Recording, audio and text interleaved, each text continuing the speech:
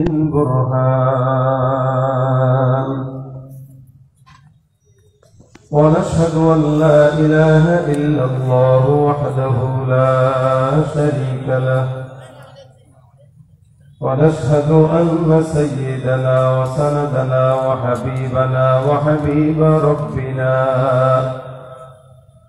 وطبيبنا وطبيب قلوبنا ومولانا محمدا عبده ورسوله صلى الله عليه وعلى آله وأصحابه وبارك وسلم تسليما كثيرا كثيرا الذي أرسله الله تعالى بالحق بشيرا ونذيرا وداعيا إلى الله بإذنه وسراجا منيرا أما بعد فأعوذ بالله من الشيطان الرجيم بسم الله الرحمن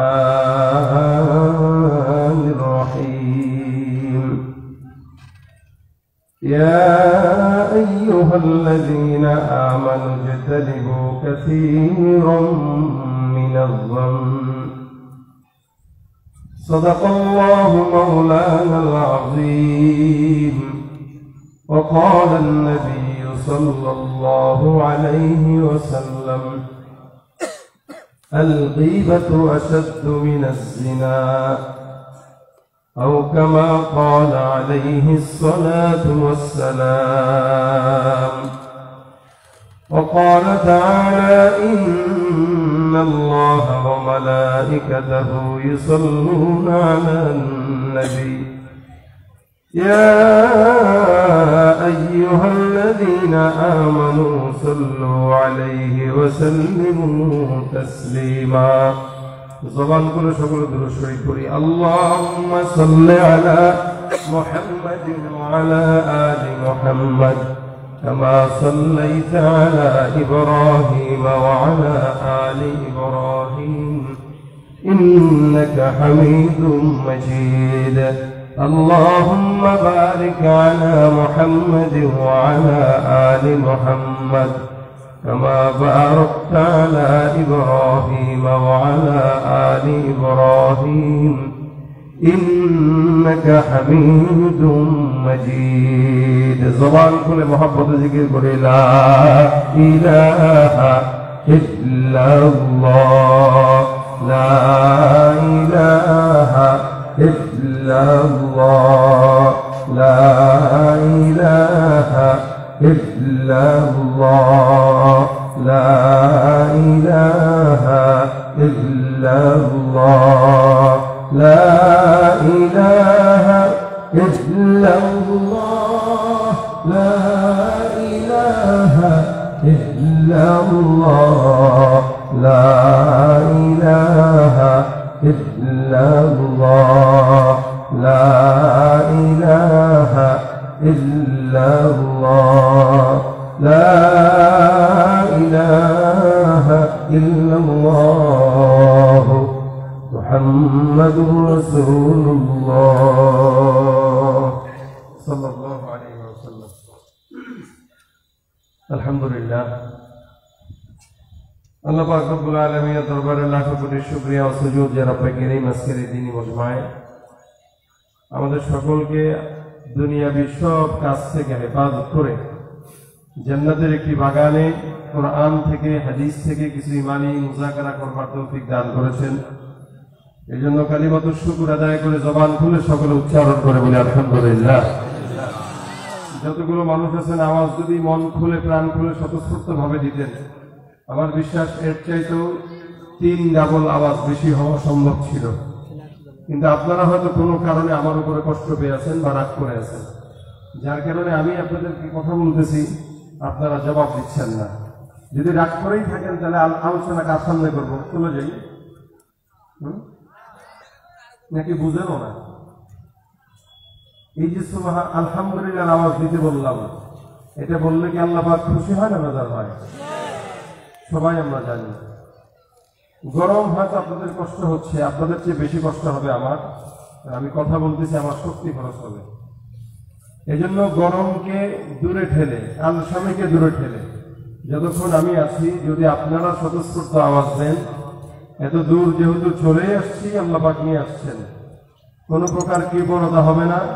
আওয়াজ দিবেন, ওয়াজও হবে, গজলও হবে ইনশাআল্লাহ। আর যদি আওয়াজ এরকম করোনা মার্কা আওয়াজ হয় ইনশাআল্লাহ, তাহলে ওয়াজও ইনশাআল্লাহ মার্কাই হবে। নিয়ত আপনাদের যেমন, আমার কর্মফলও তেমন। এই জন্য জবানের জড়তাকে দূর করে আরো একবার বলেন আলহামদুলিল্লাহ।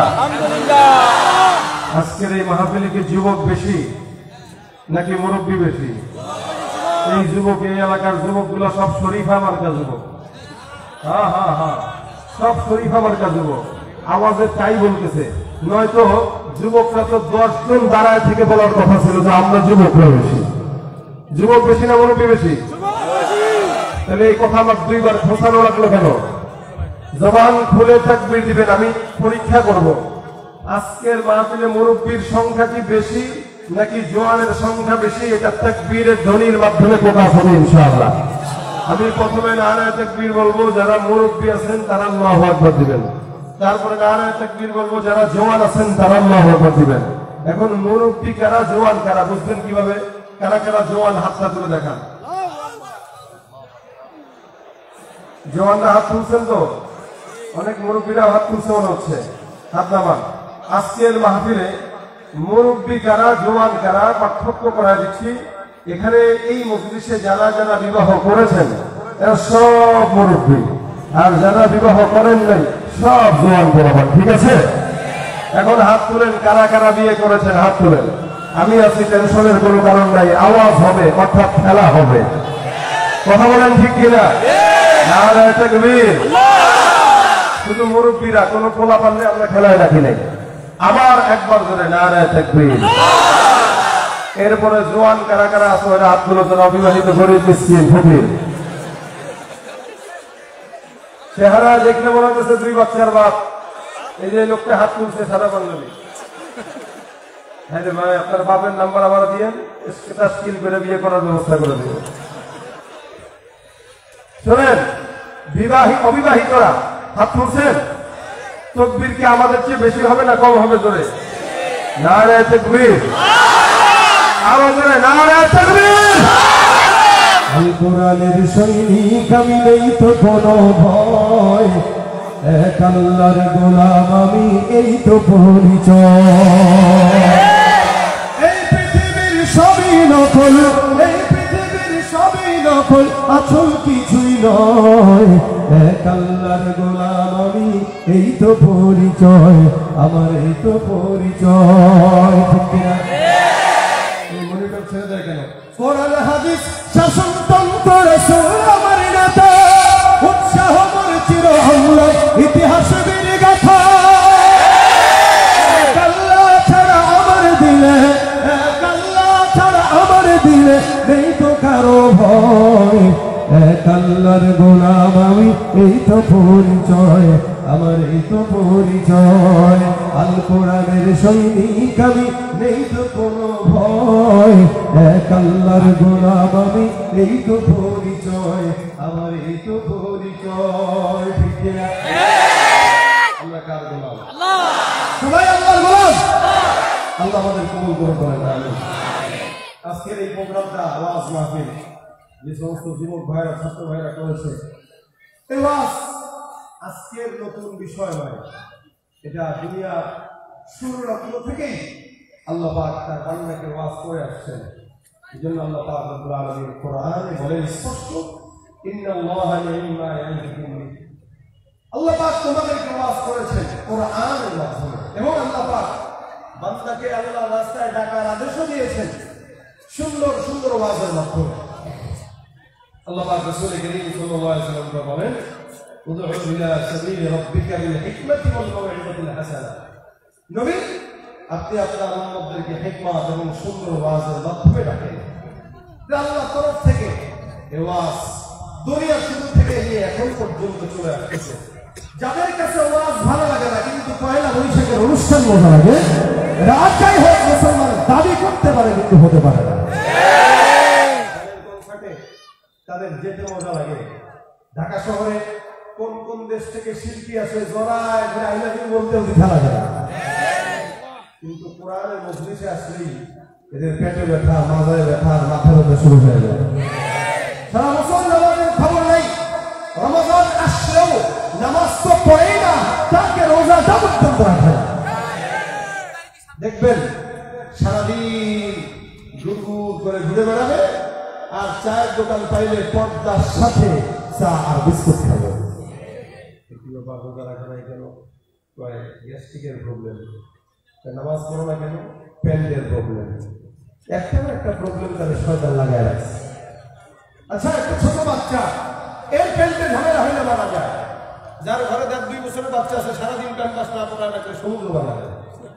হালত এরকম না, প্যান্ট টানো বা থাকতে পারে, কিন্তু 40 বছরের বুড়া দামটা যদি বলে আমার প্যান্টের সমস্যা, এটা তো মানা যায়।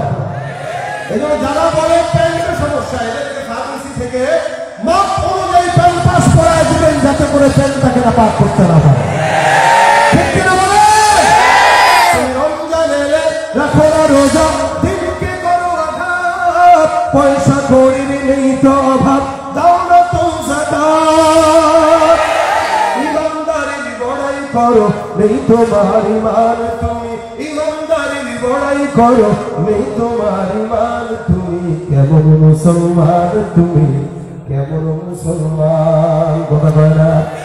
নামাজের সাথে নাই পরিচয়, মানো না কুরআন, নামাজের সাথে নাই পরিচয়, মানো না কুরআন, তুমি কেমন মুসলমান, তুমি কেমন মুসলমান, তুমি কেমন মুসলমান, তুমি কেমন মুসলমান? ঠিক কিনা? মুসলমান দাবি করার নাম নয়, এটা মানার নাম। এই জন্য আল্লাহ পাক ওয়াজ করেছেন জায়গায় জায়গায় কোরআনে। নবীরা যত নবী আসছে পর্যন্ত প্রত্যেকের কাজ ছিল বান্দাকে উম্মতকে ওয়াজ করা, আল্লাহর দ্বীনের পথে, আল্লাহর ঈমানের পথে, কালেমার পথে। এজন্য আল্লাহ পাক কোরআনে অনেকে আবার বলতে চায় যে ওয়াজ যদি করতে হয় ইহুদি নাসারাদেরকে করেন, মুসলমানদেরকে আবার কিসের ওয়াজ? অথচ আল্লাহ পাক কোরআন ইমানদারদেরকে ওয়াজ করেছেন। এজন্য আল্লাহ পাক ডাক দিয়ে বলেন ইয়া আইয়ুহাল্লাযীনা আমানু আমিনু। এখানে আল্লাহ পাক ইমানদারকে ওয়াজ করলেন, হে মুমিন তোমরা ইমানদার হও। ইমানদারদেরকে নতুন করে মুমিন হওয়ার আদেশ আল্লাহ পাক করেছেন। তার মানে বোঝা গেল সব ইমানদার ইমানদার নয়, সব মুমিন কি নয়? ইমানদার নয়। কিছু ইমানদার আছে, এরা নামে মার্কা ইমানদার, কাজের মধ্যে সব ইহুদি নাসারার ঢাক, শুধু মৌখিক ইমানদার। এজন্য আল্লাহ পাক বলেন ইয়া আইয়ুহাল্লাযীনা আমানু আমিনু, হে মুমিনের দল ইমানদার হয়ে যাও। ফজরের নামাজে একজন ইমানদার বান্দা জামাতে নামাজ পড়তে যাবে, যোহরের নামাজে একজন ইমানদার বান্দা নামাজ পড়তে যাবে, আসরের নামাজ পড়তে যাবে, মাগরিবের নামাজ পড়বে, এশার নামাজ পড়বে। ইমানদার বান্দা নামাজ পড়ার পর মসজিদ থেকে যখন বের হয়ে মার্কেটের দিকে যায়, ওই বান্দা নজরটার সাথে সাথে অন্যদিকে চলে যাওয়ার কারণে বান্দার ইমানের মধ্যে খতরা চলে এসে বান্দা রাস্তায় বের হবে ফিতনা, বাজারে যাবে ফিতনা, মার্কেটে যাবে ফিতনা, বাহিরে যাবে ফিতনা, সব জায়গায় ফিতনা ফিতনা। আল্লাহ পাক রব্বুল আলামিন এই কারণে বলেন হে ইমানদার, যেহেতু তোমরা মুমিন, তোমাদেরকে আমি আল্লাহ পাক রব্বুল আলামিন পরিপূর্ণ ইমানদার হওয়ার জন্য আদেশ করে দিলাম। কারণ ইমানদাররা সমাজের ফিতনার কারণে তাদের ইমানটাকে ধ্বংস করে ফেলে।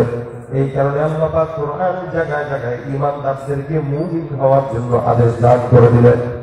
কখনো কখনো আল্লাহ পাক রব্বুল আলামিন বলেন ইয়া আইয়ুহাল্লাযীনা আমানু উদখুলু ফিস-সিলমি কাফা, হে মুমিনের দল পরিপূর্ণ ইসলামের মধ্যে ঢুকে যাও। আমার আল্লাহ পাক রব্বুল আলামিন পরিপূর্ণ মুসলমান হওয়ার জন্য বান্দাকে আদেশ দিলেন। ইসলাম আর মুসলমান, ঈমান আর মুমিন, ঈমান আর মুসলমানের মধ্যে পার্থক্য এইটা। ইমানদাররা দুই জিনিসের সমন্বয়ে ইমানদার হয়। এক নম্বর, প্রত্যেকটা ইমানদার আল্লাহকে অন্তর থেকে বিশ্বাস করবে না দেখে। এখানে আপনারা যারা বসে আছেন, আমি সহ বলবিত সবাই, এখানে এমন কেউ আছে নাকি যারা আসমানের মালিক আল্লাহকে নিজের চোখে দেখেছে? আছে নাকি কেউ? আল্লাহকে দেখা সম্ভব না। আমিও দেখি নাই, আপনারা দেখবেন না। আপনি আর আমি কি মুসা পয়গম্বরের মতো নবী আল্লাহ পাক রব্বুল আলামিনকে দেখতে চাইলেন। আমার আল্লাহ পাক দিয়া বলেন, লাম তারানি ওয়ালাকিন ইনজুর ইলাল জাবাল।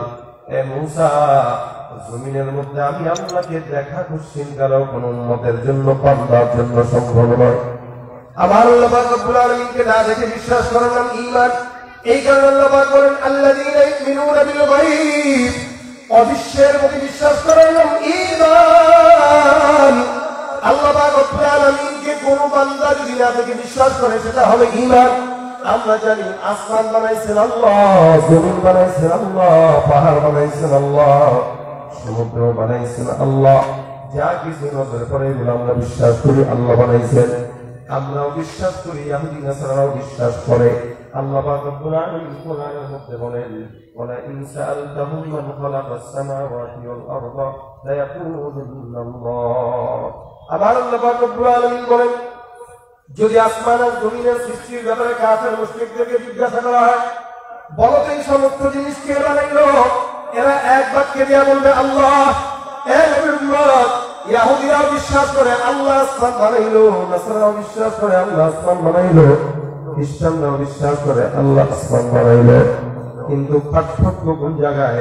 আমার আল্লাহ পাক ডাক দিয়া বলেন, ওয়াকালাতিল ইয়াহুদু উযাইরুন ইবনুল্লাহ ওয়াকালাতিন নাসারাল মাসীহ ইবনুল্লাহ। ইহুদিরা বলে উযাইর হলো আল্লাহর পুত্র, নাসারারা বলে মাসীহ হলো আল্লাহর পুত্র। এরা আল্লাহকেও মানে, আবার আল্লাহর সঙ্গে অন্য কাউকে শরীক করে না।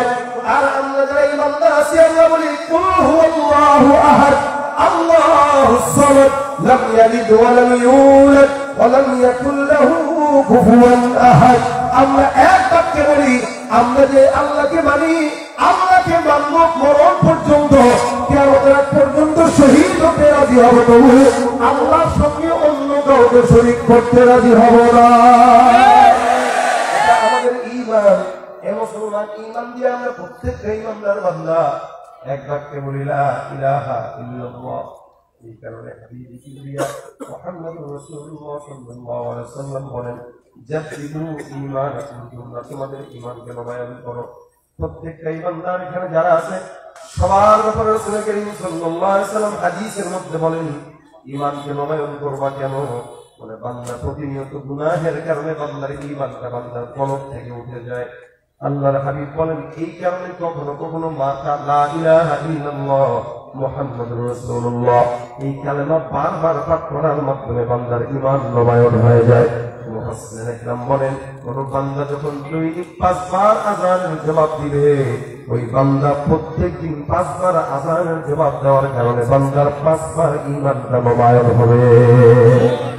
এই জন্য যখন আযান হয়, লা ইলাহা ইল্লাল্লাহ মুহাম্মাদুর রাসূলুল্লাহ, আশহাদু আন্না মুহাম্মাদার রাসূলুল্লাহ, আশহাদু আল্লা ইলাহা ইল্লাল্লাহ, এগুলোর জবাব দেওয়ার মাধ্যমে ঈমানটা নবায়ন হয়।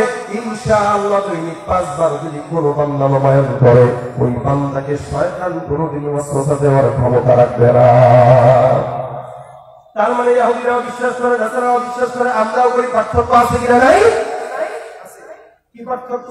তারা আল্লাহর সঙ্গে অন্যকে শরীক করে, আমরা আল্লাহর সঙ্গে কাউকে শরীক করি না। এখানে আল্লাহ পাক বলেন, আল্লাযীনা ইউমিনুনা বিল গায়ব, অদৃশ্যের প্রতি বিশ্বাস করে, এটা ঈমানদারের কাজ। 2 নাম্বার ঈমানদারের গুণ থাকবে, ইকরার বিল লিসান, বান্দা জবান দিয়ে সুন্দর করে স্বীকার করে বলবে লা ইলাহা ইল্লাল্লাহ মুহাম্মাদুর রাসূলুল্লাহ। বান্দা জবান দিয়ে স্বীকার করে ফেলবে, আল্লাহর কালিমা স্বীকারোক্তি দিয়ে বান্দা ঈমানদার হবে। এই 2টা গুণ থাকার কারণে বান্দা মুমিন। কিন্তু আরেকটা গুণ আছে, যেটা বান্দার মধ্যে যখন আসে, ওই বান্দাটা ঈমানদার থেকে মুসলমান হয়। ঈমান আর মুসলমান এক জিনিস না। ঈমান মানে আল্লাহকে না দেখে বিশ্বাস করলাম, আর মুসলমান মানে আল্লাহ পাকের শরীয়তের যত হুকুম আহকামগুলো আছে, এগুলো পরিপূর্ণ মেনে সারেন্ডার হওয়ার নাম হলো মুসলমান। আমাল বিল আরকান যাকে বলা হয়, অর্থাৎ আল্লাহ পাক যা আদেশ করেছেন সব কিছু পুঙ্খানু মানা, এটা হলো ইসলাম আর মুসলমানের। আল্লাহ পাক এই সমস্ত ওয়াজগুলো কোরআনে বান্দাকে করেছেন। এভাবে আল্লাহ পাক ওয়াজ করে বলেন, ইয়া আইয়ুহাল্লাযীনা আমানু ইজতানিবু কাসীরাম মিনাজ যুলম, হে বান্দা জানা থেকে বাঁচো। এখানে আপনারা আমরা যতগুলো মানুষ আছি, প্রত্যেকটা বান্দা গুনাহগার। আমিও গুনাহ করি, আপনিও গুনাহ করেন, গুনাহ মুক্ত কোনো বান্দা নাই। কিন্তু এই সমাজের মধ্যে ইমানদারের গুনাহ একরকম, বেঈমানের গুনাহ আরেক রকম। বেঈমানদার নারী নিয়ে গুনাহ করে, মদ নিয়ে গুনাহ করে, বেঈমানদার ঘুষের গুনাহ করে, সুদের গুনাহ করে, বেঈমানদার মানুষের জায়গা চুরি করে গুনাহ করে, বেঈমানদার ছিনতাই করে গুনাহ করে। আর ইমানদাররা মদ খাবে না, গাঁজা খাবে না, ইয়াবাও খাবে না, নারী মদ নিয়ে পড়েও থাকবে না। কিন্তু ইমানদারদের একটা পছন্দনীয় গুনাহ, যেই গুনাহ আল্লাহ কোরআনে বর্ণনা করেন, সেটা হলো গীবতের গুনাহ। নামাজ পড়ার অবস্থাতেও, নামাজ পড়ার পরে মসজিদে বসে বসে এক মুমিন আরেক মুমিনের গীবত শেখায়ত করতেছে। কি বলেন, আপনাদের এলাকায় নাই? সবাই ভালো, আপনারা আলহামদুলিল্লাহ। না থাকাই ভালো, না থাকাই ভালো, থাকাটাই খারাপ। কারণ এটা আল্লাহ পাকের ওয়াজ। আল্লাহ খবরদার ধারণা থেকে বাঁচো। আল্লাহ পাক মুমিনদেরকে ওয়াজ করে দিলেন, ধারণা থেকে বাঁচো, নিজেও বাঁচো, অন্যকেও বাঁচাও। এই যে কালিমুন কাসীরাম মিনাজ যান, কেন ইন্না বা'দাজ যান্নি ইসমুন, অধিক ধারণাই বান্দার গুনাহ হয়, অধিক ধারণাই বান্দার অন্যায় হয়, অধিক ধারণাই বান্দাকে জাহান্নামের রাস্তার দিকে নিয়ে যায়। এ মুসলমান, এখানে যত মানুষ আছে দেখবেন, বাজারে হাঁটতেছে, চার দোকানে গেছে, ওখানে বসার পরে একটা আলোচনা হয়েছে কি অমুকে এইটা শোনার পরে এবার 10 জনের সঙ্গে বলা শুরু করে দিছে, তুই বুঝলি কেমনে কর শুনছি, তুমি বুঝলা কেমনে কর শুনছি, তুমি বুঝলা কেমনে কর ফেসবুকে দেখছি, তুমি বুঝলা কেমনে কর ইউটিউবে দেখছি। এই যে শোনা কথা নিয়ে 10 জনের কাছে বলে বেড়ায়। নবী করিম সাল্লাল্লাহু আলাইহি ওয়াসাল্লাম বলেন, কাফা বিল মারই কাযিবান আন ইউহাদ্দিসা বিকুল্লি মা সামিআ। একটা বান্দা মিথ্যাবাদী হওয়ার জন্য এতটুকু যথেষ্ট, ওই বান্দা যা শুনে কানে ওটাই বলে বলে বেড়ায়। আমাদের এই দেশে এই টাইপের কিছু চগল করা আছে কিনা নাই? বাজারগুলো দেখবেন সবগুলো সংসদ ছোটখাটো চায়ের দোকানগুলো 5 টাকার চায়ের কি বলে চায়ের পাতি কেনার টাকা নাই, বিস্কুট কেনার টাকা নাই, অন্যান্য কলা রুটি পাউরুটি কেনার টাকা নাই। 32 ইঞ্চি 56 ইঞ্চি টিভি লাগানোর টাকা শয়তান তারে ঠিকে দিছে। টিভি গুলা ছেড়ে রাখে, আর যত গিবত আসছে গায়ের আড্ডাখানা তার দোকানে বসে বিক্রি না। এবার আমার খুব বুঝবেন, আল্লাহ পাক ধারণা থেকে বাঁচার জন্য বান্দাকে বললেন, বান্দা তার জিহ্বা দিয়ে উল্টা পাল্টা কথা বলে, জিহ্বা দিয়ে ধারণা করে কথা বলে। এই জন্য হাদিস শরীফে পয়গম্বর বলেন, আল মুসলিমুনা মান সালিমাল মুসলিমুনা বিল লিসানি। এ মুসলমান যেই বান্দা তার জবান দিয়ে অন্যকে নিরাপদ রাখে, আপনি মনোদিক দিয়ে চিন্তা করেন আপনার জবান থেকে আরেকজন মুসলমান কতটুকু নিরাপদ থাকে। আমরা তো 24 ঘন্টা জবান দিয়ে মানুষকে গালিগালাজ করি, 24 ঘন্টা মানুষকে জবান দিয়ে ধারণা করে উল্টা পাল্টা কথা বলি। তাকে সামনে করে ঢাকার মানুষের কি বলতে হয়, নিজের সমস্ত আমল নষ্ট করে। কি দরকার এটা? বান্দা তার জবানের কারণেই কিয়ামতের ময়দানে লাঞ্ছিত হবে। সাহাবী রাসূল করিম সাল্লাল্লাহু আলাইহি ওয়াসাল্লামের কাছে এসে ডাকতে বলেন, ইয়া রাসূলুল্লাহ, আপনি আমাকে আখিরাতে সফল হওয়ার একটা আমল শিখায় দেন, নাজাত পাওয়ার আমল শিখায় দেন। রাসূল করিম সাল্লাল্লাহু আলাইহি ওয়াসাল্লাম বলেন, আমলিক আলাইকা লিসানাক, তুমি তোমার জবানের হেফাজত করো। কেন? যার জবানের হেফাজত আছে, আমি নবী তাকে জান্নাতের গ্যারান্টি দিয়ে দিলাম। সুবহানাল্লাহ। তুমি তোমার দুইটা জিনিসের গ্যারান্টি দাও, আমি তোমার জান্নাতের গ্যারান্টি দিব। 1 নম্বর, 2 চোয়ালের মাঝে যেটা আছে যা জিহ্বার গ্যারান্টি দিতে আমার হাবিব বললেন। 2 নম্বর, 2 রানের মাঝখানে যেটা প্রত্যেকটা মানুষের যৌনাঙ্গ অথবা লজ্জাস্থান। রাসূল করিম সাল্লাল্লাহু আলাইহি ওয়াসাল্লাম বলেন, কোন নারী যদি তার জবানের হেফাজতের দায়িত্ব নেয়, কোন নারী যদি তার লজ্জাস্থানের দায়িত্ব নেয়, কোন পুরুষ যদি তার জবানের হেফাজতের দায়িত্ব নেয়, কোন পুরুষ যদি তার লজ্জাস্থানের গ্যারান্টি দেয়, আমি রাসূল তাকে জান্নাতের গ্যারান্টি নিজের হাতে দিয়ে দিব। আপনি আপনার জবানটাকে হেফাজত করবেন, আর আল্লাহ নবী বলতেছে তোর জবান ঠিক, তো আমি যদি তোকে ধরে জান্নাতে নিয়ে নেবো, তোর কোনো টেনশন লাগবে না। ভাই, আমাদের কারো জবান দিয়ে হেফাজত রাখবেন, কারো ব্যাপারে কোনো খারাপ ধারণা না জেনে বলা দরকার নাই। এই মাদ্রাসার মুতামিম কি করছে, ওই মাদ্রাসার মুতামিম কি করছে, সারাদিন খালি মানুষের দোষগুলা গোপনে গোপনে তালাশ করে করে ফেসবুকে লেখালেখি, ইন্টারনেটে দেওয়ালি, লিঙ্ক শেয়ার করা করি। এটাই তো আমাদের সমাজের কালচার হয়ে গেছে, ঠিক কিনা করে বলে। শত্রুতা করার জন্য পরিচয় লাগে না, ফেসবুক একটা পেয়ে গেছে, সেখানে নিজের রাষ্ট্র মনে করে, যা বলছে লিখে দেয়, জানেও না, ধারণাও করে, অযথা যাচাই বাছাই না করে কথা বলে। আল্লাহ পাক রব্বুল আলামিন বলেন, তোমাদের কাছে যখন কোনো ফাসিক পাপাচার কোনো কথা বলে, ইন জাআকুম ফাসিকুন বিনাবাইন ফাতাবায়্যানু, তোমরা তার কথা শুনে খবরদার মনটা বলে দিও, অন্য কারো কাছে বলবা না। কোন পাপাচার যখন তোমাদেরকে কোনো কথা বলবে, তখন তোমরা ওই কথাটা যাচাই বাছাই করবা, আসলেই সত্য নাকি মিথ্যা। আর আমরা যাচাই বাছাই ছাড়াই পরে আল্লাহ শুনছি, বাস দেখছি, কোথায়, ওখানে, ওখানে লেখা দেখছি, ওখানে লেখা দেখছি, অমুকের থেকে শুনছি, বাস ধারণা করেই। আচ্ছা, যদি শুনেও থাকেন কারো ব্যাপারে, তাও তো বলা উচিত না। কেন? কারো দোষ চর্চা করা এটা খারাপ, কাউকে নিয়ে কথা বলা এটা খারাপ। কতটা খারাপ? রাসূল বলেন জিনার চাইতেও খারাপ। এটা বান্দা জিনা করলো আর আপনি কারো ব্যাপারে গীবত করলেন, খারাপ ধারণা রাখলেন, এটা ওই জিনার চাইতে মারাত্মক। কেন? জিনা যদি কোনো বান্দা করে তো আল্লাহর কাছে চাইলে আল্লাহ পাক মাফ করে দিতেও পারে, দিবে কিনা এটা তো আল্লাহ পাকের বিষয়। আপনি মাফ কতটুকু যেতে চাইতে পারবেন এটা আপনার আর আল্লাহর মাঝখানের বিষয়। কিন্তু নবী বলতেছেন কেউ জিনা করলেও আল্লাহ চাইলে মাফ করতে পারে, কারণ সে নাফসান অন্যায় করছে, ব্যক্তিগত গুনাহ করছে। কিন্তু ব্যক্তিগত গুনাহটাকে নিয়ে কেউ যখন মানুষের কাছে লাগায় লাগায় গীবত করে করে বেড়ায়, তখন ওই ব্যক্তিগত গুনাহ যে করছে তার চেয়ে বেশি গুনাহ সে করে, যার কারণে আল্লাহ ওই ব্যক্তিকে মাফ করলেও যে বলে বলে বেড়াইলো তাকে আল্লাহ মাফ করে না। কত বড় কথা এটা! রাসূল বলতেছেন আল গীবাতু আশাদ্দু মিনাজ জিনা। মানুষের কাছে দোষ চর্চা করা, ফেসবুকে লেখালেখি করা, ইউটিউবে কন্টেন্ট তৈরি করা, আরেকজনকে ইচ্ছামতো ধোলাই করা। বর্তমানে এখন কন্টেন্ট ক্রিয়েটররা বের হয়ে গেছে, এদের কাজই হইল কে ঘরের ভিতরে পাঠ দিল ওইটাও কেউ ফেসবুকে এনে মানুষের সামনে প্রচার করা, এবং এটাকে ভালো মনে করতেছে। কিসের আল কিসের জানেন, সবার হাল হয়।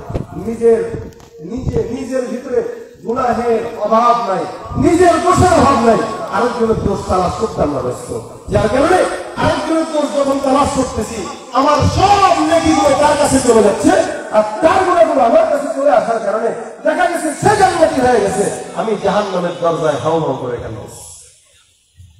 ভাই খুব মনোযোগের সাথে শুনলেন এই কথাগুলা। রাসূল করিম সাল্লাল্লাহু আলাইহি ওয়াসাল্লাম হাদিসে বলেন, এক বান্দার ব্যাপারে রাসূল হাদিস শরীফে ঘটনা বর্ণনা করেন।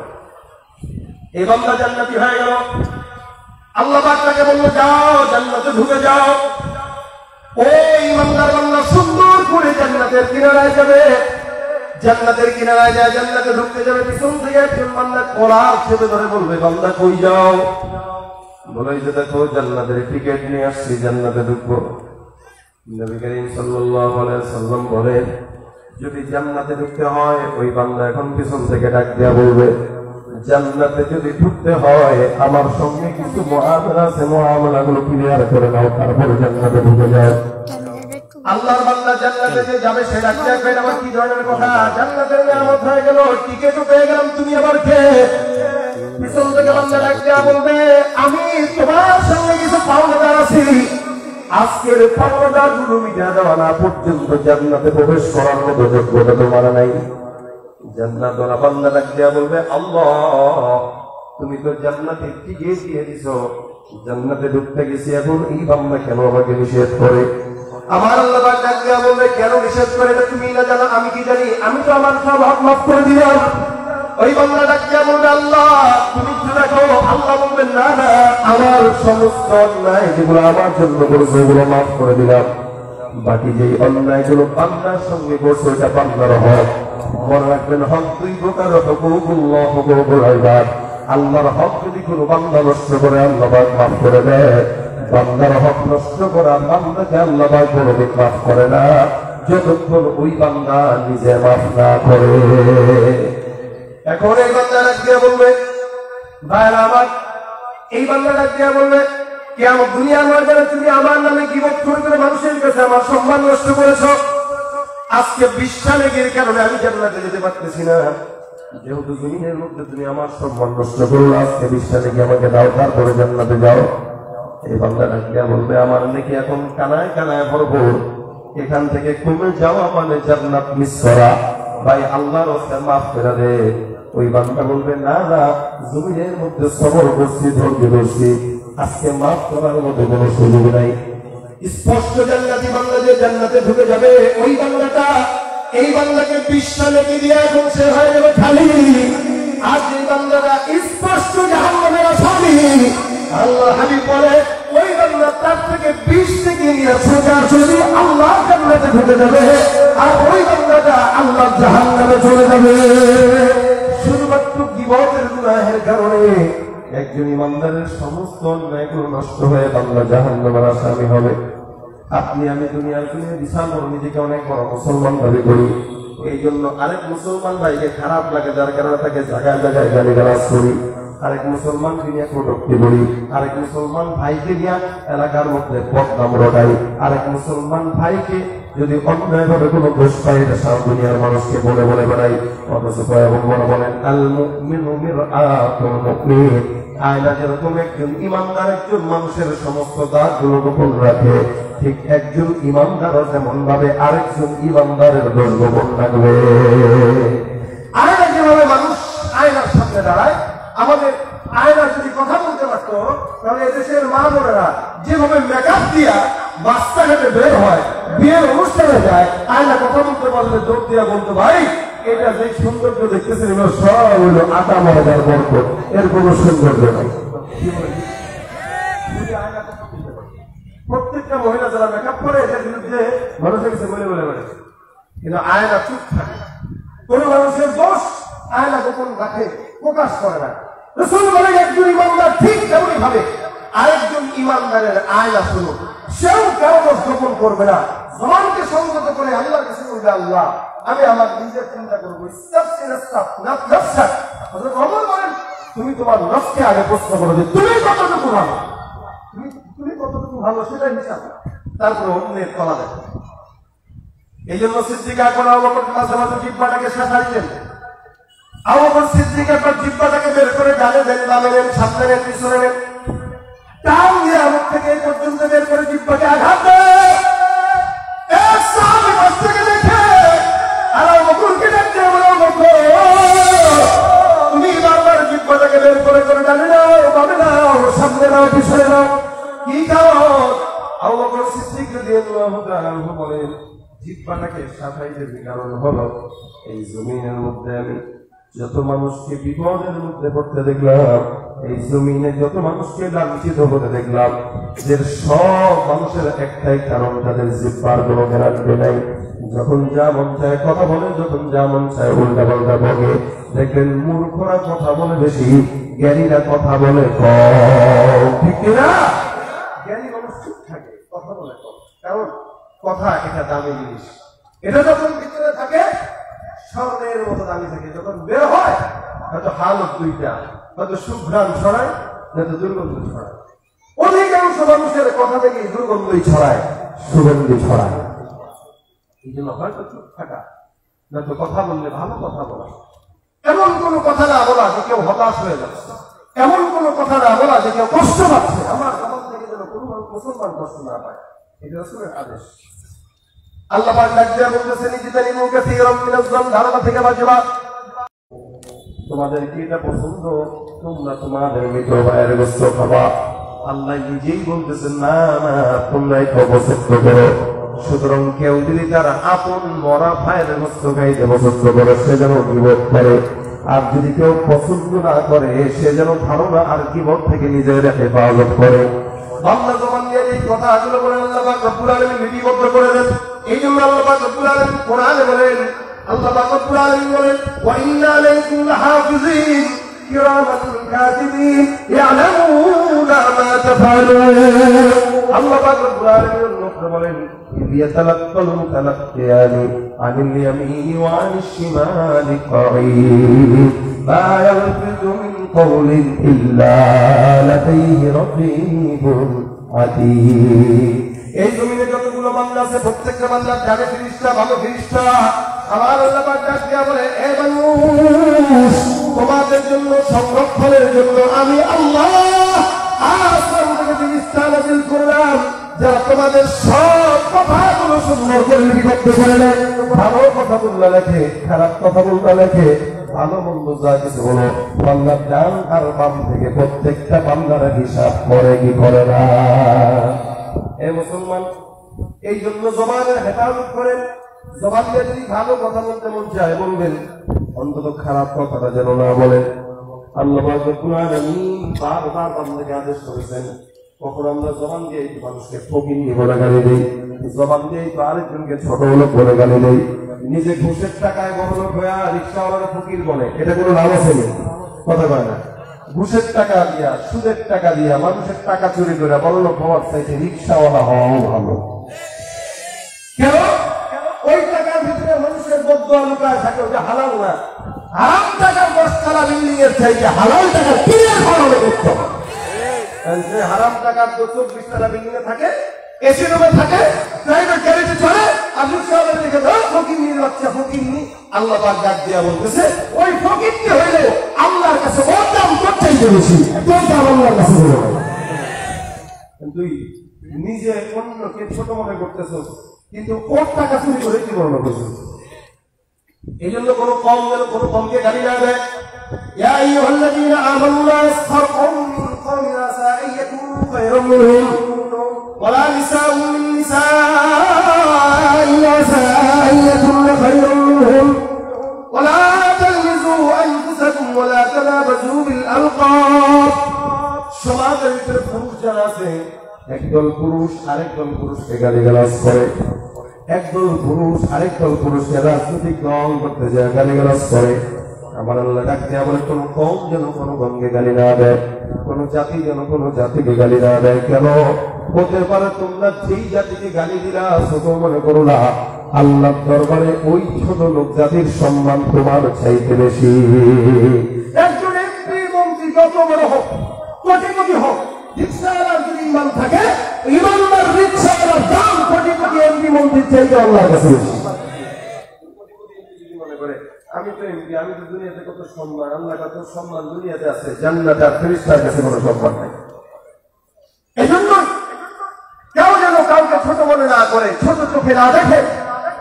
এমনকি মহিলাদেরকে আল্লাহ পাক রব্বুল আলামিন আদেশ দিয়েছেন, কোন মহিলা তুমি তোমার স্বামীর অহংকারে অহংকারিত হও না, অন্য মহিলাকে ছোট মনে করো না। মা বলতে তুমি যদি স্বামী খালি একটু চেয়ারম্যান হয়, আরে খাইছে চেয়ারম্যানের ভাব ভাগ আছে, দ্বিগুণ ভাব হলে তার বউ এমপির যা ভাব তার চেয়ে দ্বিগুণ ভাব হলে তার বউ। সুবহানাল্লাহ। একটা ছোট ছোট লোক হ্যান ত্যান করে বাস গালিগালাজ করছে। এই জন্য মহিলাদেরকে আল্লাহ পাক স্পষ্ট আলাদা ভাবে আদেশ করেছেন, ওয়ালা নিসাউম মিন নিসা আসা আন ইয়াকুননা খায়রাম মিনহুম। কোন মহিলাও যেন কোন মহিলাকে খারাপ কথা না বলে। কেন? হতে পারে এই মেয়েটার চাইতে ওই মেয়েটা যাকে খারাপ বলতেছে সে আল্লাহর দরবারে প্রিয়। আপনি আমাকে হাজার গালি দিতে পারেন, অথবা আমি আপনাকে হাজারো গালি দিতে পারি, কিন্তু আমিও জানি না আপনি আল্লাহর কাছে বেশি প্রিয়, আপনিও জানেন না আমি আল্লাহর কাছে বেশি প্রিয় কিনা। এমনও হতে পারে আমি যে আপনাকে গালি দিতেছি আমার চাইতে আপনি আল্লাহর কাছে প্রিয়, আমি আল্লাহর কাছে প্রিয় না। আবার এমনও হতে পারে আপনি আমাকে গালিগালাজ করে জাহান্নামের ভিতর রাস্তায় পাঠিয়ে দিলেন, আপনার চেয়ে আল্লাহর কাছে আমার দাম বেশি হতে পারে কি পারে না? এই জন্য কারো ব্যাপারে কোনো মন্তব্য না। আল্লাহ পাক ডাক দিয়া বলেন, ওয়ালা তানমিজু আনফুসাকুম ওয়ালা তানাবাজু বিল আলকাব।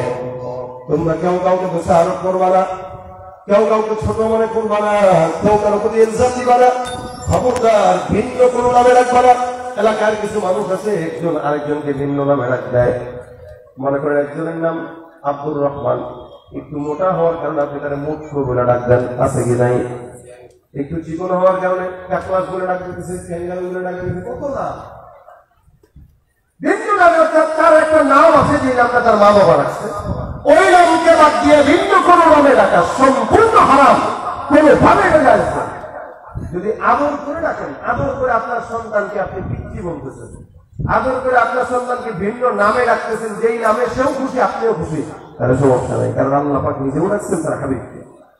আদর করে মোহাম্মদ পাক দিয়ে মুজাম্মিল বলে রাখছেন, এটা আল্লাহ পাক রাখছেন মোহাম্মদ, আপনিও ডাকেন। কিন্তু সে যদি রাগ করে কষ্ট পায় তাহলে ডাকা যাবে, কথা বলা যাবে। ওয়ালা তানাবাজু বিল আলকাব। আল্লাহ পাক বলেছেন কাউকে ভিন্ন রকম দিয়ে ডাকা যাবে না, হারাম হারাম হারাম। এই জন্য জান্নাত যদি অন্তত পেতে চান জবানের গ্যারান্টি রাখেন। উল্টা পাল্টা ফেসবুকে লেখালেখি করে, উল্টা পাল্টা ফেসবুকে গালিগালাজ করে, উল্টা পাল্টা আরেকজনের বিরুদ্ধে এলাকার ভিতরে সুরা ভক্তা লটিয়ে নিজের আমল নষ্ট করা ছাড়া কোনো ফায়দা নেই। আল্লাহর কসম কোনো ফায়দা নেই। আপনি কারো গীবত করলেন মানে কি জানেন? আপনার কষ্টের নামাজ, আপনার কষ্টের হজ, আপনার কষ্টের যাকাত, আপনার কষ্টের সাদাকা, সব কিছুর আমল নামা তার কাছে দিলেন, আর তার সমস্ত গুনাহ আপনার কাছে নিলেন। এর চাইতে কোনো ফায়দা আর বেশি কিছু নাই। এটাই ফায়দা।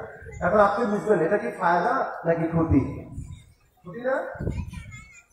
নিজের এমনিও ইবাদত কম, নামাজ কালাম পড়ি কোনো মতে, ঠিক মতো ইবাদত করতে পারি না, ঠিক মতো জিকির আজকার করতে পারি না, তালিম তরবিয়তও নাই, এরপরেও যদি যতটুকু আমল আখলাক হয় এটা যদি আবার এভাবে নষ্ট করি, এর চেয়ে খারাপ আর কোনো কিছু হয় না।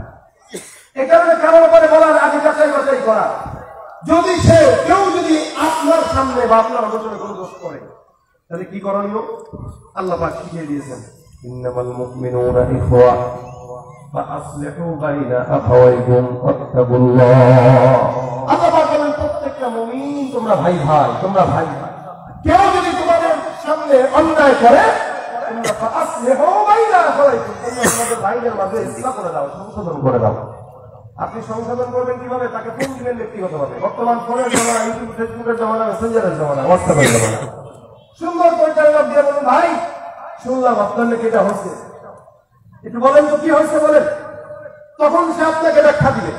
আর আপনি শুধুমাত্র শোনা কথা নিয়েই যদি এদিক সেদিক লাগাই বলেন, তাহলে আল্লাহর কাছে জবাব দিবেন, আমল নামা নষ্ট করবেন। দেখা যাবে আপনি তার আমল নামা নিয়ে, তার গুনাহ নিয়ে জাহান্নামে, আপনি আপনার নেক নিয়ে সে জান্নাতে। এই কারণে কার ব্যাপারে কোনো মন্তব্য খারাপ ভাবে না জেনে করা যাবে, কথা বলা যাবে না। প্রত্যেকটা মানুষ নিয়ত করবেন এটা, এখন থেকে কারো ব্যাপারে কোনো না জেনে মন্তব্য করবো না। কারো ব্যাপারে না জেনে কোনো মন্তব্য, কোনো গীবত, সেটা কারো অবচরে। হ্যাঁ, গীবত করা যায় দুই কারণে। এক নম্বর, হয়তো এই বান্দাটার দ্বারা কোনো সামাজিক ক্ষতি হচ্ছে। সামাজিক ক্ষতি বলতে পেন্সিলের ব্যবসা করে, অথবা মদের ব্যবসা করে, অথবা গাঁজার ব্যবসা করে, এলাকার যুবকদেরকে নষ্ট করছে। এই লোকের ব্যাপারে একদম ওপেন মানুষের সামনে বলা, এটা ইমানের দায়িত্ব, কারণ সে সমাজ নষ্ট করতেছে। দুই নম্বর, কারো মাধ্যমে যদি ইমানের ক্ষতি হয়, অর্থাৎ সমাজের ভিতরে বেদাত চালু করতেছে, মাজার পূজা চালু করতেছে, অন্যান্য বেদাত চালু করতেছে, ইমান ধ্বংস করতেছে, এই টাইপের কোন অন্যায় যদি কেউ করে, তার ব্যাপারে মানুষকে সতর্ক করার জন্য বলা এটা জায়েজ নয়, বরং ইমানের দায়িত্ব। এর বাহিরে শুধুমাত্র রাজনৈতিক পরিচয়কে কেন্দ্র করে, অথবা দল অন্ধ পরিচয়, দলের পরিচয়কে কেন্দ্র করে, ব্যক্তি পরিচয়কে হিংসাত্মক মনোভাব নিয়ে কারোর বিরুদ্ধে কোনো কিছু বলা, তার মানে বুঝবেন আপনার ভিতরে হিংসা কাজ করতেছে, আপনি সঠিক নিয়তে করতেছেন না। যদি আপনার ভিতরে হিংসা নাই থাকতো, আপনি তাকে ফোন করে অথবা সরাসরি তাকে সংশোধনের চেষ্টা করতেন। সেটাই হবে ইমানদারের পরিচয়। সে কারণে প্রত্যেকটা ভাই এখানে যারা আছে, আজকে থেকে আপনি প্রত্যেকটা ইমানদারকে নিজের আপন ভাই মনে করবেন। হ্যাঁ, আমি বলি তো, গীবত যদি করতেই হয়, কোন ইমানদার ভাই গীবত করবেন না, নিজের মায়ের গীবত করবেন, নিজের বাপের গীবত করবেন। নিজের মা বাবার গীবত করা এটাও গুনাহ, এটাও জায়েজ না। কিন্তু কেন বলতেছি, আপনি সাতক্ষীরার শ্যামনগর মাটিতে বসে ঢাকার কোন মানুষের গীবত করলেন, কক্সবাজারের কোন মানুষের গীবত করলেন, চুয়াডাঙ্গার কোন মানুষের গীবত করলেন, অথবা উত্তরবঙ্গের কোন মানুষের গীবত করলেন, ফায়দা কি? যার ছায়াও দেখতে পারেন না, তাকে আমল নামা দিয়ে জান্নাতে পাঠাইলেন। তার চেয়ে এটা ভালো নিজের ঘরের মা, যাকে আপনাকে জন্ম দিয়েছে, তার গীবত করেন, অন্তত আপনার নেকিটা মায়ের কাছে যাক, মা বিনিময় জান্নাত পাক। ঘরের নেকি ঘরেই থাক, মা বাবা জান্নাতে যাক। কি বলেন, ঠিক না? কারণ আপনার এই গীবতের কারণে আপনার বাবা আপনার সওয়াব পাবে, আপনার মা আপনার সওয়াব পাবে, আর আপনি বিনিময় তাদের গুনাহগুলো বহন করবেন। আপনি নিজে বিলিয়ে দিয়ে গুনাহ বহন করে মা বাবাকে জান্নাতে পারেন, আপনি জাহান্নামে যান, তাও তো বলতে পারবেন যে নিজের মা বাবাকে জান্নাতে পারেন। যার ছায়াও দেখতে পাচ্ছেন না, তাকে কি দরকার নিজের খেয়ে নিজের পরে তাকে গীবত করে তার সমস্ত নেকিগুলো গুনাহগুলো নিয়ে যাওয়া? কোনো যুক্তিকতা নাই। এই কারণে যার জবানের হেফাজত আছে, রাসূল বলেছেন তার জান্নাতের গ্যারান্টি আছে। যার জবানের হেফাজত নাই, তার জান্নাতের গ্যারান্টি নাই। এজন্য আজকে থেকে নিয়ত করেন, ইনশাআল্লাহ আমি সহ ব্যক্তিগতভাবে কোন গীবতের মজলিসে যদি বসি, কেউ যদি গীবত করেই ফেলে, আল্লাহ রাসূল বলে দিবেন, ভাই দয়া করে গীবত বন্ধ করে। গীবত কি বলবেন? তার ভিতরে শুরু করে কিভাবে জানেন? আরে শুনেন, গীবত হয়, এরপরেও বলি, শুনেন, আগে বলেই নাই যে গীবত হয়, এরপরেও বলি। তুমি জানো কি কথা স্যার বলো না? আরেকজন বিবি সাফিয়া রাদিয়াল্লাহু তাআলা উনি রাসূলের ঘরে ঢুকছেন। আম্মা জান আয়েশা বলতেছেন, ইয়া রাসূলুল্লাহ, আপনি এই মেয়েটারে বিয়ে করছেন, এ তো একটু খাটো, এতটুকু কথা বলছে। আমরা অনেক সময় বলি না, ওই লোকটা যেতেছে একটু সাদা, এতে একটু কালা, এতে একটু খাটো, হ্যাঁ, এতে একটু মোটা, আর অবসরে বলি শুনে যায় কি বস্তা, আটার বস্তা যায়, এভাবেই বলি আমরা।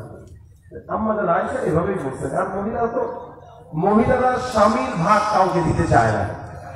স্বামীর ভাগের কথা শুনলে তাদের মাথা নষ্ট হয়। এমনকি রাসূল কারীম সাল্লাল্লাহু আলাইহি ওয়াসাল্লামের বিবিরাও পর্যন্ত তাদের ভিতরে কখনো কখনো এগুলো দেখা দিত যে রাসূলকে কে কাছে বেশি পাবে। তারাও তো মানুষ ছিলেন। এখানে আল্লাহ রাসূলের প্রশ্ন, আপনার মতো আমার মতো সোনাদারিদের বিবিরাই তো আমাদের সাথে আরেকজন বউ থাকবে। এটা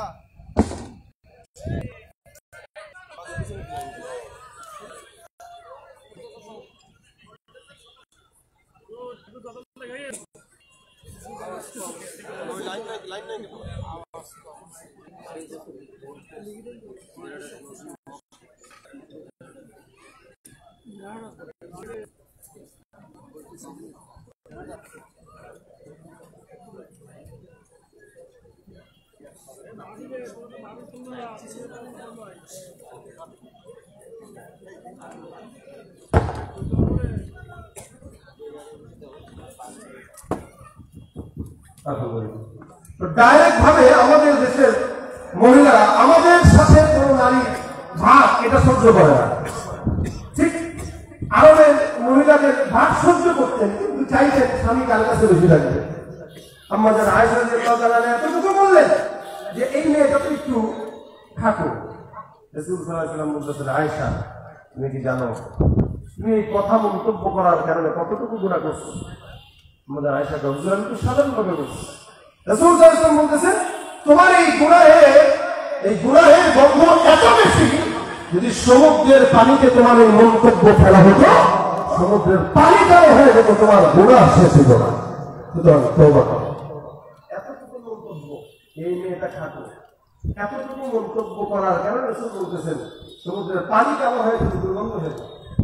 সেখানে আমরা কি পরিমাণে মন্তব্য করি না, কিছু থেকে কিছু হয়নি বাস।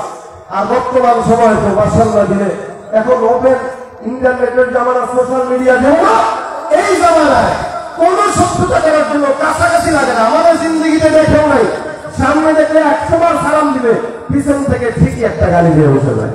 আসলে ভাই যত প্রকার শত্রুতা সব ঘরে বসে পড়ে, অন্যের ভালো দেখা শুধু হিসেবে মরে। পড়ালেখা কর্মকাণ্ড সবকিছু বাদ দিয়া পিছি পোলা চালা ফেসবুক গভীর মহ দিয়া। দুই বন্ধুর মাঝে যদি ঝগড়া বিবাদ হয়, সরাসরি না কইয়া ফেসবুকে দেখো। ফেসবুক এখন সংসদের হাইকোর্ট হইয়া গেছে, আর প্রকরণ সব লোকগুলা বিচারপতি হয়েছে। যখন তখন বন্ধুরা করে ঘোষণা, আমাদের দেশে ফেসবুক আছে, আমাদের দেশে ফেসবুক আছে। কথা বলে না, কথা বলে না। আমার সাথে গাই করে ফরজ নাই তো আমরা জানি। আমার বলেন আমাদের দেশে ফেসবুক আছে, আমরা বড়রা। আমাদের দেশে ফেসবুক আছে, আমরা বড়রা। লাইক কমেন্ট আর শেয়ারের দামটা অনেক বেশি, যে যত লাইক পায় সে হয় তত সেলিব্রিটি। কেউ বা আবার লাইক কমেন্ট আর ভিক্ষা ঝুলি দিয়া, মাছের ছবি দিয়া করবো আমি দেখেন নিয়া। সুযোগ কইয়া দিছে, চুপচাপ থাকা বসে কালা মাইয়া ধরা হইয়া প্রোফাইল ছবি, সে ছবি দেখা যুবক গুলা হইতাছে ছবি। আসলে তো বেকারি সব মাইয়ার না, পোলা পোলা চলতেছে নিজও জানে না। এখন জেনেই করে, কারণ শিক্ষা ব্যবস্থায় সমকামিতা ঢুকায় দেওয়ার পায়খানা চলতেছে, ট্রান্সজেন্ডারের মতবাদ ঢুকিয়ে দেওয়ার পায়খানা চলতেছে। এই জন্য যারা আপনার আমার সমাজে ট্রান্সজেন্ডার হওয়ার কথা আমাদের সাথে প্রকাশ করবে, এক একটাকে ধরে ধরে ট্রান্সজেন্ডার বানাতে হবে। ঠিক যতক্ষণ পর্যন্ত শিক্ষানীতির পরিবর্তন না হবে ততক্ষণ পর্যন্ত আমরা আমাদের সন্তানকে ওই সমস্ত শিক্ষা শিক্ষিত করব। আমাদের দেশে ফেসবুক আছে, আমরা বড় না। আমাদের দেশে ফেসবুক আছে, আমরা বড় না। ডিজিটালে বাংলাদেশে কত কিছু দেখার আছে, দেখতে গেলে শেষ হবে না। দেখো ভাই, ওলা মাইয়া জোয়ান বুড়া একই রোগে খাইছে ধরা, আধুনিকতার হাওয়া গায়ে লাগছে তাই। যেটা কিছু বলুক না কেন গায়ে লাগে না, আমরা কিন্তু কাঁচা জাতি মোটে ভয় পাই না। আমাদের দেশে ফেসবুক আছে, আমরা বড় না। আমাদের দেশে ফেসবুক আছে, আমরা বড় না। ঠিক না? এই জন্য ফেসবুকে কোনো কিছু দেখে আমার ভাই লিঙ্ক দেন, লিঙ্ক। আচ্ছা, লিঙ্কে চাইলে মাসে দিল খুব নেকের কাজ করছে, কথা বলে না, খুব নেকের কাজ করছে। আপনি আরেকজনের গোপন জিনিস দিচ্ছেন, তার সফর আপনি খুঁজতেছেন, আপনি ঘরে বসা থাকবেন, আল্লাহ আপনার সফর খুলে দেবেন।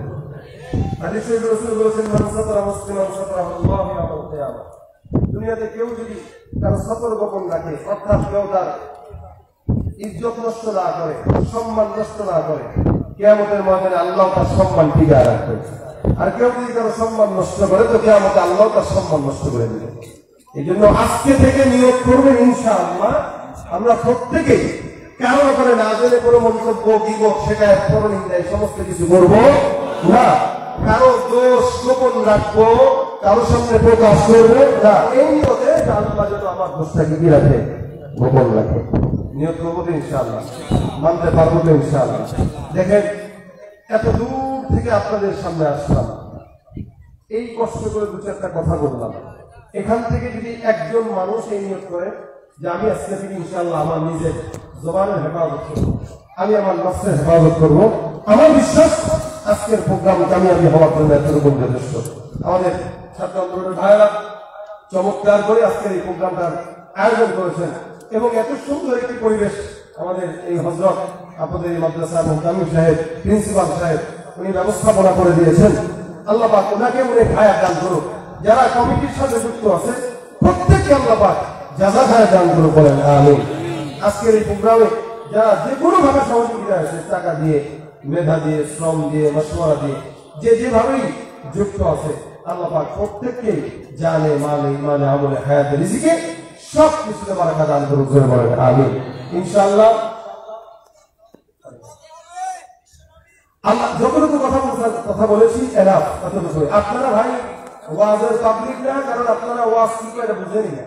কথা বলতে গেলে জবান বন্ধুরা বোমার মতো সব বসে আছেন। আমি কার সাথে ওয়াজ করতেছি, আমি তো মনে করতেছি মনে হয় গোরস্থানে বসে ওয়াজ করতেছি, আমার সামনে সব শরীর খারাপ বসা, এই অবস্থা আমি ওয়াজ করছি। আমরা এভাবে অভ্যস্ত না, আমরা অভ্যস্ত হইল টোকা দিব, টোকা দেওয়ার আগে বেজে যাবে, আমরা এভাবে অভ্যস্ত। আর আপনাদেরকে খোঁচানো লাগছে আমার, তো খোঁচায় খোঁচায় গল্প শোনা, ওয়াজ শোনার কোনো সময় এই মুহূর্তে আমার নাই। সারা বছর মাহফিলের শিডিউল, ঈদের পরেও মাহফিলের শিডিউল, গরমের দিনে প্রচুর কষ্ট হয় কথা বলতে। এর ভিতরে যদি শ্রোতাগুলা থেকে হলো দুর্বল, তাহলে কথা বলা যায় না। যতটুকু শুনছেন ততটুকু এলাম। আল্লাহ পাকের ভিতরে বরকত দান করুন। সর্বদর্শী মুহাম্মদ সাল্লাল্লাহু আলাইহি সাইয়্যিদিনা ওয়া নাবিয়িনা ওয়া শাফিঈনা ওয়া হাবিবিনা মাওলানা মুহাম্মদ সাল্লাল্লাহু আলাইহি ওয়া আলা আলিহি ওয়া আসহাবিহি ওয়া বারাকা ওয়া সাল্লাম। আজকের এই প্রোগ্রামে আগেই ঘোষণা করা হয়েছে, এটা আমার দ্বিতীয় প্রোগ্রাম। আমার আরেকটা প্রোগ্রাম আছে, যেহেতু এটা পরে নেওয়া, এসার পরে, তার মানে প্রধান বক্তার আলোচনা আরেক জায়গায় আছে, ওখানেও যেতে হবে, কষ্ট হবে, সারাদিন সফর করে এখানে কথা বলে আবার আরেক জায়গায়। এই কারণে আপনাদের কোনো আবেগ আমি আর রাখতে পারছি না, এখানেই মাহফিলের সমাপ্তি ইনশাআল্লাহ। সবাই নবীর প্রেমে দুশমন, এটা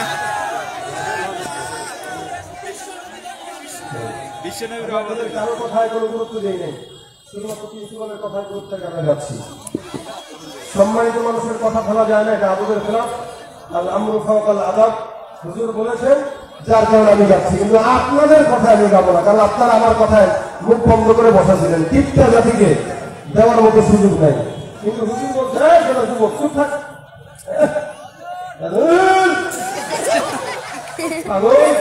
এতক্ষণ হাত করে কোনো কথা নাই, বার্তা নেই, হলকা করবো শুধুমাত্র হুজুর হুজুর একেবারে আমাদের কেমনে মারা মুসলমান আছে সব বিয়ে করে নাই খায় নাই